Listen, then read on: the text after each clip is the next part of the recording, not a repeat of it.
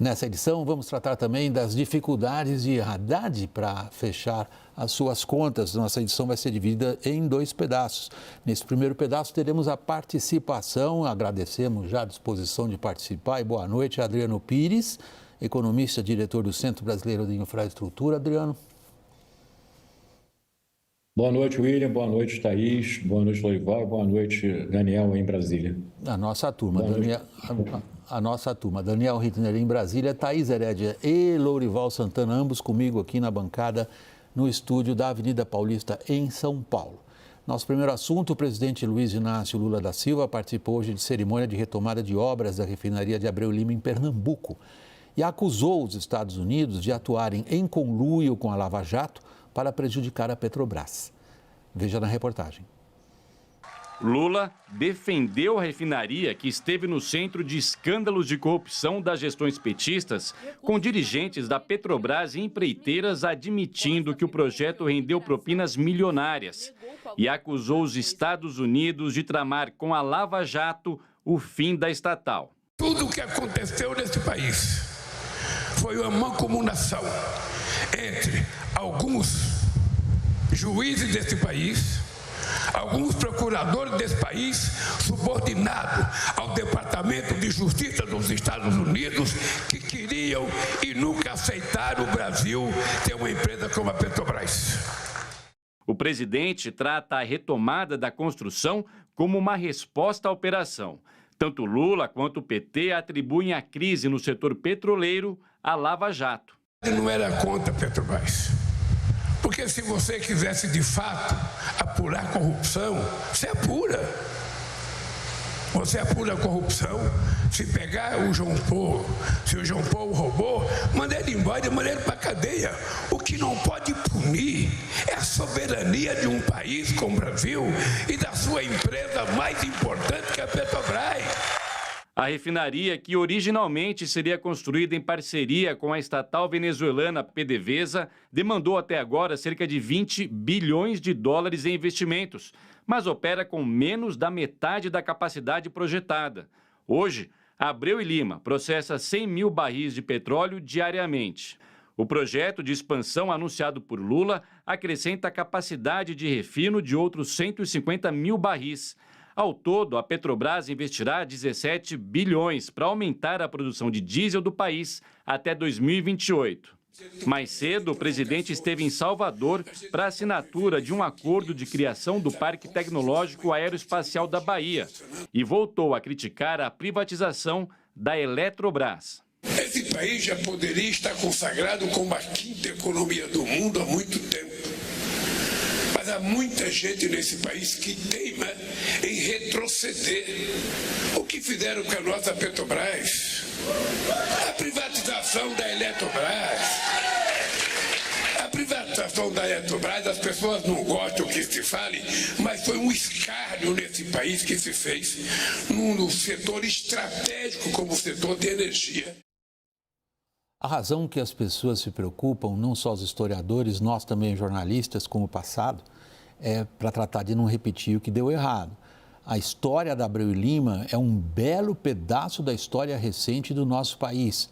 Vale a pena conferir essa história na linha do tempo, que foi preparado esse material pela Thaís. Contigo, Thaís. Vamos lá, William, vamos para a gente ajudar as pessoas a não esquecerem o que aconteceu. Vamos voltar a 2005, quando Lula e o presidente venezuelano Hugo Chávez, juntos, numa pedra fundamental, o anúncio do início das obras. Em 2007, começou a ficar claro que a Venezuela ia ficar fora. Aqui já o presidente da Petrobras, na época, Sérgio Gabrielli, começou a dizer que a Venezuela tinha subido no telhado e que não tinha aparecido com soluções ou dado ok para o acordo. Pois bem, entre 2005 e 2014, quando a obra foi inaugurada, a Petrobras, o projeto da Abreu e Lima saiu de 2,5 bilhões de dólares lá em 2005 para 18 bilhões e meio de dólares, ou seja, 6 vezes mais o que tinha surgido lá em 2005. E aqui também estava muito claro, e foi assim que ela começou a operar, com metade da sua capacidade, que a outra metade que ficaria pronta para processar petróleo muito mais pesado da Venezuela não teria como continuar. E não iria mesmo, porque logo em 2015 as obras foram paralisadas por causa das investigações da Lava Jato. 2019, já depois de ter passado pela gestão de Pedro Parente, já sob o governo Bolsonaro, a Petrobras fez um acordo com o Conselho de Administração de Defesa Econômica, que trata da concorrência no Brasil, para desfazer o monopólio da Petrobras, e ela teria que se desfazer, então, em vender 8 das refinarias do Brasil. E em 2021 foi publicado um trabalho do Tribunal de Contas da União, que foi bastante publicado e como diz William, foi muito citado porque trouxe pela primeira vez a história completa, né, e o tamanho do rombo. Mas ao longo de todo esse processo, o Tribunal de Contas da União, a Comissão de Valores Mobiliários, processos na Justiça que envolviam a Lava Jato ou não, foram condenando e alertando para todos os malfeitos que foram sendo feitos na construção. William. Obrigado, Thaís. Volta aqui para o seu lugar para a gente poder usar o telão agora e projetar o nosso convidado que está remoto e o do Daniel, que está por sinal lá de internet lá de Brasília, Adriano Pires. Faz sentido prosseguir na construção de Abreu e Lima? Olha, William, sentido faz, mas não com investimento de Petrobras, né? Eu acho que fazia sentido cumprir o TCC que foi acordado entre o CAD e a Petrobras no governo Bolsonaro, onde a Petrobras venderia 50% da capacidade de refino, né? E continuaria com as refinarias do Rio de Janeiro e de São Paulo. Então, a Abreu Lima seria vendida e seria complementada essa obra com investimento privado e não estatal. Eu acho que para o acionista da Petrobras, essa decisão que o governo tomou hoje é muito ruim, até porque as margens de refino são muito inferiores às margens que a Petrobras, por exemplo, obtém quando ela explora e produz petróleo no pré-sal.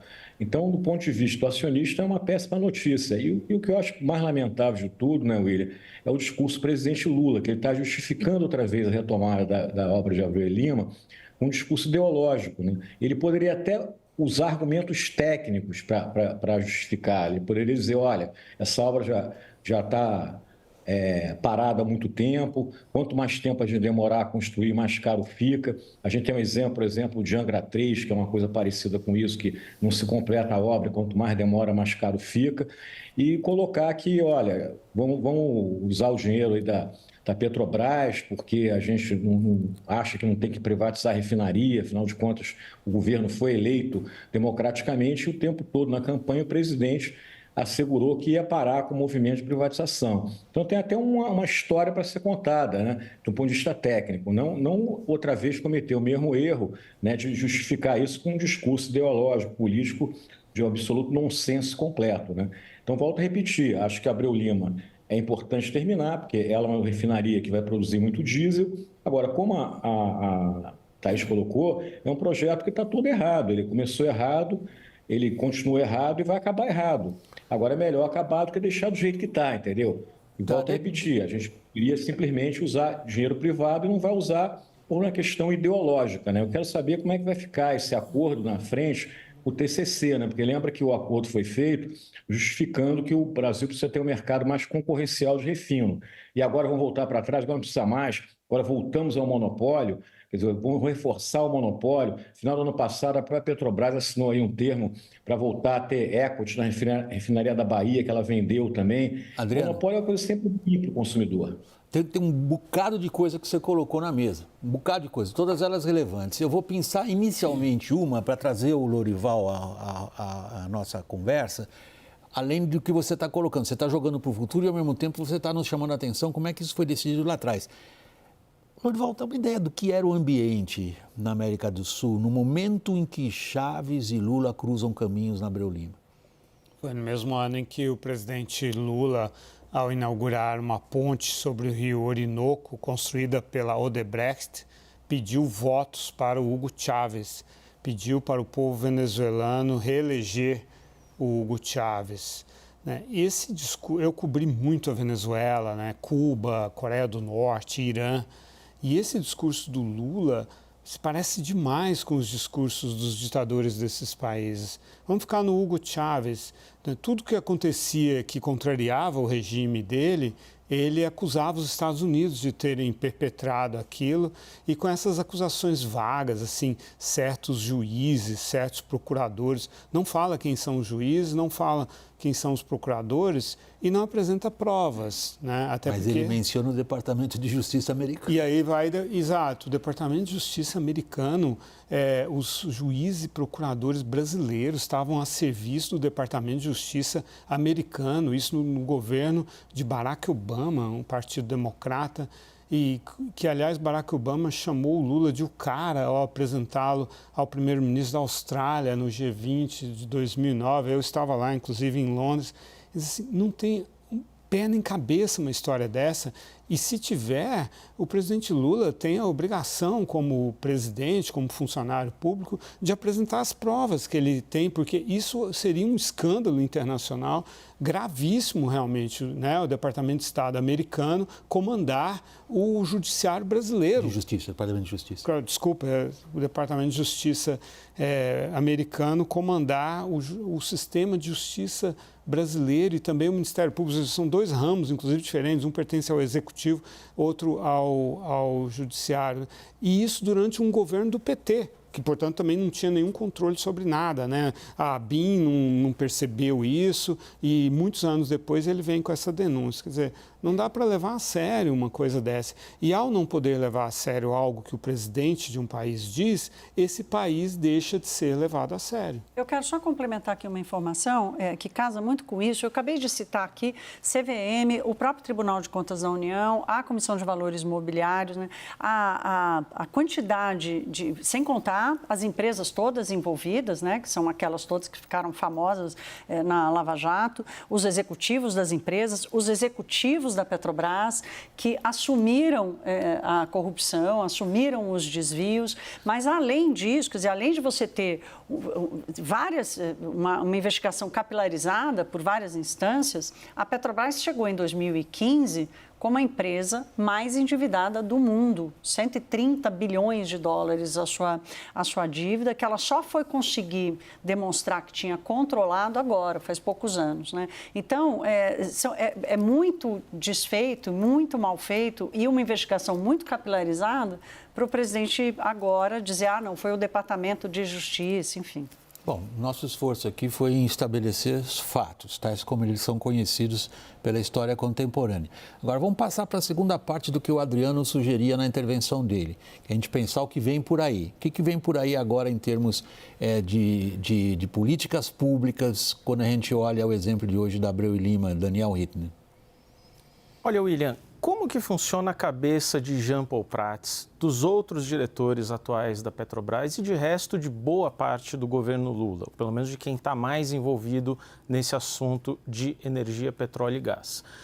É uma visão de que o caminho adotado pela Petrobras nos últimos anos, que vem desde o processo de desendividamento no governo Temer, mas que passa pelas estratégias do governo Jair Bolsonaro, estavam erradas. O que era essa estratégia essencialmente? Era de colocar a Petrobras focada exclusivamente ou principalmente na exploração. E dentro da exploração, preferencialmente na exploração do pré-sal, offshore, tirando até campos em águas rasas. A Petrobras saiu de gasodutos de transporte, vinha saindo de refinarias, fábricas ou projetos de fertilizantes. O governo Lula retoma uma Petrobras grande. Essa retomada já foi simbolizada no primeiro plano quinquenal de investimentos, que tem um montante de 100 bilhões de dólares. É um aumento de mais de 20% em relação ao quinquênio anterior. E retoma uma visão de Petrobras que tem que seguir por outros caminhos, porque o petróleo vai acabar e não vai demorar muito tempo. Não é uma visão de que, olha, quem defendia a Petrobras focada em petróleo offshore e no pré-sal não tem visão de uma Petrobras preparada para a descarbonização da economia. Não se trata disso. A visão dessas pessoas é que a Petrobras tem uma última janela de oportunidade para ganhar e ganhar muito com exploração de petróleo. A visão do governo Lula Jean Paul Prats usa muito esse exemplo. Nos anos 90, quando ele trabalhava na Petrobras, ninguém falava de um gasoduto no Brasil, muito menos de um gasoduto Brasil-Bolívia. E só um agente estatal poderia induzir esse mercado e esse desenvolvimento quando ninguém acreditava nisso. Então, a Petrobras serve para isso. A Petrobras serve para investir em fertilizantes se você não tem o setor privado investindo. Questão é, o setor privado, em várias vertentes, se diz interessado e disposto a investir. Por que não investe, então? Porque você tem uma política de preços que não é clara, porque você tem ainda um monopólio da Petrobras fornecendo petróleo para as refinarias estatais da própria Petrobras a um preço muito menor do que ela fornece para os competidores privados e uma série de distorções. Trata-se disso. Adriano, claro que a tentação nossa, ainda mais nós jornalistas profissionais, sempre procuramos essas comparações que fazem sentido para as pessoas imediatamente à primeira vista. Trata-se da repetição do que já foi feito, o que agora foi anunciado em relação a Abreu e Lima?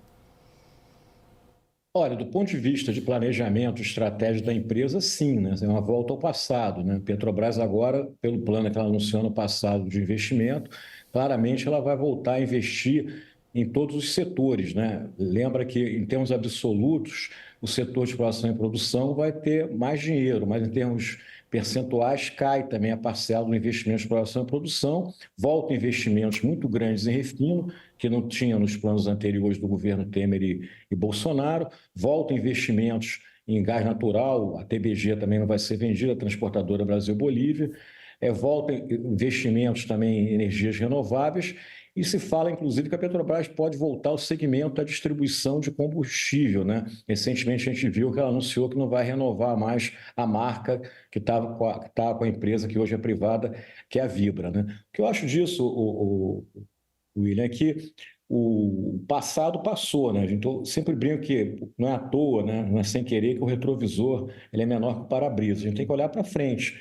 Então, esse modelo de Petrobras investir, de modelo do poço ao posto, que foi um grande modelo que as petroleiras sempre usaram, isso aí passou, não é mais assim. A gente também não está falando aqui que a Petrobras não vai ter mais investimento em refino. Se ela cumprisse o acordo com o CAD, ela continuaria tendo 50% da capacidade de refino do Brasil, ou seja, seria o grande player. Então, o que a gente lamenta, volto a repetir, é que até quer se voltar um passado que não funciona mais e que também trouxe problemas seríssimos, como você colocou, Araújo, de corrupção, né? Lembra, você cuidar de um monopólio é muito complicado. Monopólio é uma coisa que envolve, né, não transparência. Monopólio não é uma coisa transparente, por isso que não é bom para o consumidor, nem monopólio público, nem monopólio privado. Então, acho que esse discurso do presidente Lula, ele teve a capacidade de afastar investimento do Brasil. É um discurso que só traz instabilidade regulatória e segurança jurídica. Ele não satisfeito de fazer o discurso no setor de petróleo, ainda foi falar da Eletrobras outra vez, voltou a velha cantilena da Eletrobras outra vez. Só traz insegurança jurídica, instabilidade regulatória, e não é para o setor de óleo, gás, de eletricidade, não. É para outros setores da economia, principalmente de infraestrutura, que é um setor capital intensivo, né, de remuneração de longo prazo, né? A gente tem que parar com essa história de vai e vem, né? A gente está vendo na Argentina agora, né? A YPF, que é lá a Petrobras argentina, era estatal, virou privada. A de privada voltou a ser estatal. Agora o Milei, que é outra vez o presidente Milei, quer privatizar. Então, esses vai-vens, quer dizer, o que acontece? Quem vai comprar agora isso? Talvez um investidor especulativo. Um investidor sério não vai, porque daqui a 4 anos ganha o peronismo e aí volta, estatiza outra vez. Então, o Brasil está caindo nesse erro, um erro que levou a Argentina à situação que ela está hoje. Então, realmente, hoje é um dia, quer dizer, que a gente fica assustado com esse retrocesso. Volto a dizer, existem argumentos até técnicos para justificar a continuidade da obra da refinaria de Recife, da RNEST, com o dinheiro da Petrobras. Mas não, a justificativa não é essa, ideológica, política, né? E também outra coisa, que planejamento é esse? Esse dinheiro vai ser colocado lá, como é que vai ser? vai ser colocado olhando taxa de retorno econômico ou taxa de retorno político, como aconteceu no passado? Então, realmente, eu acho que o presidente Lula foi muito infeliz, tanto no discurso lá da refinaria Abreu como com a Eletrobras. Adriana Thaís está me pedindo a palavra. Eu quero falar exatamente sobre isso, porque hoje eu conversei com gente que faz gestão de investidores que investem pesado no setor de infraestrutura, especialmente na Petrobras, e a grande preocupação deles foi exatamente, cadê o planejamento? Né? São 17 bilhões de dólares até 2028 que a Petrobras anunciou que vai voltar a fazer de investimentos em refino. Cadê o planejamento? Qual é a taxa de retorno desse investimento? É uma taxa de retorno que paga e transforma isso em resultado ou vai transformar isso em prejuízo, como foi no passado? Então, esse é um ponto que é uma grande preocupação, porque não está transparente para o investidor da Petrobras como é que isso vai ser feito. E a segunda coisa é a coisa do monopólio, né? Nós ouvimos, eu acho que foi o Daniel ou o Lorival dizendo a Petrobras, não, foi o Adriano, a Petrobras vende para si mesma com um preço mais barato do que... Então, assim, como é que você vai competir, como é que você vai criar concorrência, que você vai criar competitividade, que você vai criar eficiência do sistema, né? Como essa proposta das refinarias privadas. Se vai ser mesmo essa proposta ou não, podemos discutir, mas a questão é, o Brasil não é só uma questão estatal, é uma questão do monopólio, quer dizer, o consumidor brasileiro vai voltar a ficar submetido a uma gestão monopolista. Dorival, William, só queria complementar. William, por favor, Adriano, fique à vontade. Você vê o seguinte, lá em 98, 99, quando se abriu o mercado de petróleo no Brasil, você começou a ter os leilões de petróleo. Naquela época, o Brasil produzia 800 mil barris de petróleo dia. Hoje, a gente produz 3 milhões e 100 de barris de petróleo dia. Somos o 9º país maior produtor de petróleo e a gente deve chegar em 2030 com 5 milhões de barris. Então, o Brasil hoje é um grande protagonista, né, no cenário de produtor de petróleo. Ao contrário, o refino nunca foi aberto, o refino sempre continuou o monopólio da Petrobras. E a gente que foi autossuficiente no refino na década de 60 e 70, hoje é um importador, né? Então, com certeza que a gente, se tivesse aberto esse mercado de refino, a gente hoje seria um exportador de gasolina, de diesel, de GLP, tá certo? Por que seria? Porque nós somos um grande produtor de petróleo. Então faz muito mais sentido, do ponto de vista econômico, esse petróleo produzido no Brasil ser vendido no mercado interno do que ser exportado. Então isso que é pensar o futuro, né? Isso que é pensar, William, olhando para o retrovisor, olhando para o para-brisa, entendeu? E isso que não está acontecendo, né? A gente volta outra vez aquele modelo do poço ao poço, modelo atrasado, e que a gente não sabe onde vai parar outra vez, porque pelo discurso do presidente Lula realmente preocupa que planejamento vai ser esse, como é que vai ser gasto esse dinheiro, que não é pouco, para terminar a refinaria Abreu e Lima. Daniel me pediu a palavra. William, tem uma questão que é de opção de modelo de refinaria, e aí o setor privado tem alegado e tem proposto ao governo, com poucas chances de prosperar, uma quebra de paradigma. Se você pegar uma refinaria como Abreu e Lima, que é uma refinaria bem grande, de porte muito grande, ela tem um custo de produção ali. Cada barril de petróleo produzido requer um investimento inicial de mais de 100 mil dólares, cada barril de petróleo. Se você pegar uma refinaria de pequeno porte, esse custo cai para em torno de 20 mil dólares. Qual que é a proposta do setor privado? Você tem um déficit de produção de derivados de petróleo no Brasil em torno de 650 mil barris por dia. O Adriano me corrija se eu estiver enganado. A proposta do setor privado, em vez de você construir, digamos, 4 grandes Abreu e Lima, você ter uma pulverização de pequenas refinarias, fala-se em 33 refinarias de pequeno porte, porque aí você pode regionalizá-las. E regionalizando, você tem um ganho logístico, elas podem estar mais próximas dos centros consumidores, importar eventualmente petróleo de lugares mais próximos de onde elas refinam. Tudo isso gera um ganho de competitividade. O desafio, volto a dizer, é aquele, você não tem uma clareza sobre o preço da sua principal competidora no refino, que é a Petrobras, porque acabou o PPI, é uma escolha, pode ser bom, pode ser ruim, mas você não tem clareza do que substitui, é uma política muito mais discricionária da Petrobras. E a Petrobras vende para si mesma, a Petrobras, produtora de petróleo, vende para a Petrobras, refinadora de petróleo, um barril $7 mais barato do que ela vende para as refinarias privadas. Aí não tem concorrência possível. Lourival, você lembra bem daquela expressão, o petróleo é uma doença, que explica boa parte dos sistemas de governo, os regimes, o desempenho das economias, as questões sociais de vários países da África, do Oriente Médio. Nós estamos doentes? É a doença holandesa, né, que surgiu, foi um termo cunhado pela Economist, né? Porque o petróleo ele atrai muito moeda forte, né, e desindustrializa o país, porque tudo se torna perde competitividade, porque a moeda se torna forte demais. Foi o que aconteceu na época com o florim holandês nos anos 70, depois que eles descobriram gás, e isso acontece se aconteceu com a Holanda, né, um país que tem uma história de riqueza, de mercado de capitais, de educação, assim por diante, que dirá de países como a Nigéria, como Angola, como a Arábia Saudita e assim por diante, né? E ele tem uma forte ligação com o autoritarismo, né? Com algumas... É mais por aí que eu estava perguntando a doença do petróleo. Com algumas exceções, né? Na Noruega já era uma democracia consolidada e não perdeu esse traço. Agora, países que ainda não têm uma democracia, né? Ou cuja democracia é frágil, acabam suas instituições são solapadas pelo clientelismo, né, pelo poder do Estado. Geralmente são países que acabam não cobrando imposto de renda, né, não cobram impostos, porque a receita do petróleo é tão grande e que ele não precisa fazer isso. E aí, em troca de não cobrar impostos, os cidadãos também não têm direitos, né? É aquela história dos Estados, né, naquela ideia de que o contribuinte é quem delega. É quem vota, né?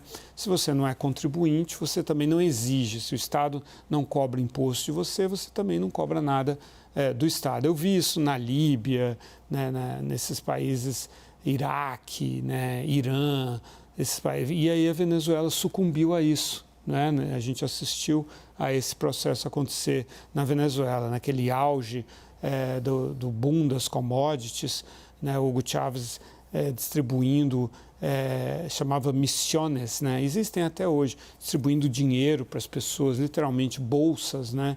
Para as pessoas, e em troca as pessoas pobres votavam nele, apoiavam o Hugo Chávez, e ele destruiu não só a democracia, mas ironicamente destruiu a própria PDVSA, que era uma instituição de engenheiros e tal, que se colocou contra ele, fez uma greve de 1 ano e acabou se tornando inimiga dele. Ele destruiu a PDVSA e, ao fazer isso, destruiu a própria fonte do poder dele, e aí teve que se tornar um regime ultra-autoritário com o Nicolás Maduro, que não tem o carisma do Hugo Chávez, e aí chegamos a esse ponto. Deixa eu pegar outro ponto, por favor, Daniel. Não, só complementar o Lourival, se me permite. Desde que Hugo Chávez anunciou essa parceria com Lula para a refinaria Abreu e Lima, a produção diária de petróleo da Venezuela caiu de mais de 3 bilhões de barris para os atuais 850 mil, quem sabe se chega a 1 milhão de barris por dia neste ano, ou seja, caiu para 1/3 do que era. A Venezuela tinha uma parceria em que cedia petróleo com altos descontos ou financiamento muito camarada para 16 países da América Central e do Caribe, chamada Petrocaribe, que obviamente não tem condições mais de existir pela falência da produção e das condições de financiamento. Adriano e Thaís, para a gente arredondar essa parte do nosso programa, estamos chegando ao final do nosso tempo para isso. Adriano, a Petrobras aguenta tudo isso que o governo aparentemente quer despejar nela como braço de política industrial, como braço de investimento, como braço de políticas públicas nesse sentido? Olha, William, a história recente diz que não aguenta não, né? A última vez que isso foi tentado, como foi dito aqui pela Thaís, a dívida virou 130 bilhões de dólares, né?